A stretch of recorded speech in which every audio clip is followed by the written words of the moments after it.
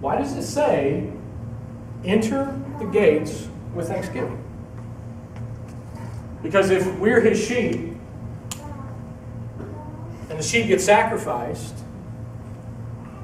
this is why. Because when we yada him, when we know him, then our life becomes a living sacrifice. We hold nothing back from God. Every part of us belongs to him. No parts off limits. And then you fully get the complete yada of him when you let it all go to him. So when it says we are his people, the sheep of his pasture, enter his gates with thanksgiving, go into his courts with praise. Give thanks to him and bless his name, for the Lord is good. His unfailing love continues forever. And listen to this. And his faithfulness continues to each generation.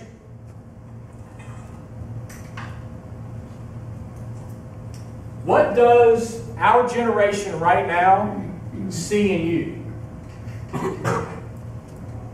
What does the second generation see in you right now? You look lukewarm Christian, and that's how they see you, and that's how they figure things are. Because it says future generations. I want not only my children, but I want my grandchildren and my grandchildren's children not to see a lukewarm, customized Christian of a man. Because eyes are all around us. And if we play middle ground, how much harder is it going to be to try to teach absolute truth if they don't see it in the way that we live? One more oxymoron, and then we'll be done. You guys remember what an oxymoron was, right? You remember the most influential one that we talked about last week, right? Which was what? We saw one yesterday. Do what? We saw one yesterday. You saw one yesterday? Dry water. Dry water. Dry water. Okay, last week, the oxymoron was what? Lukewarm Christian. How about this one?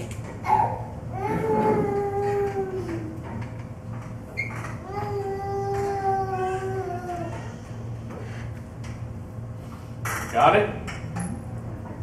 That's the first part.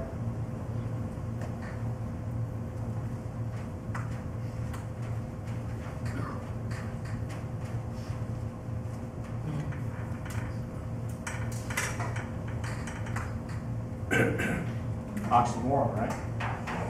Or is it? Because you know what this is? Someone who believes in God but lives and acts as if they don't.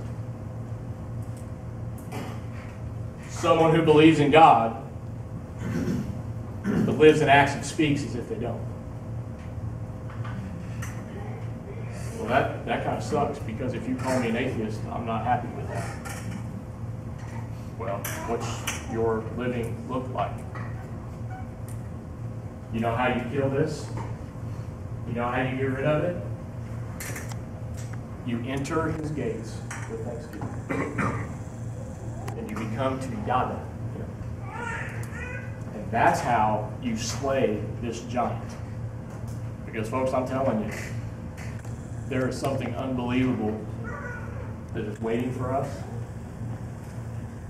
And we will either stop the progress, or we'll allow him to do what he needs to do through us. And we will not become a clique. We will not become comfortable. We will not become just this big group of people that hang out with each other every Sunday. Because that ain't our job. That ain't our job. And God's telling me that if any of us are this is what we better address. Because you know what? I hear all the time, hey, it's my life. I'll do what I want. I'll say what I want. I'll run with who I want. I'll act like I want. You can't tell me it doesn't hurt you. Yada yada yada yada.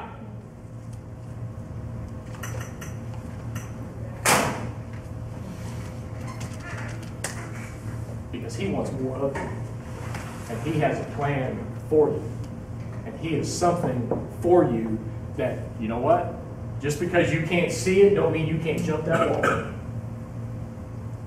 And it takes faith. And it takes trust. And the only way that you build that trust in Him is you have to yada Him. You have to get to know Him. It is an intimate relationship with Him. And I can't give it to you. And your mom and dad can't give it to you. And your husband can't give it to you. But He can give it to you. So let's get rid of this part. And let's focus on this part. Okay? That's it. Thoughts, questions?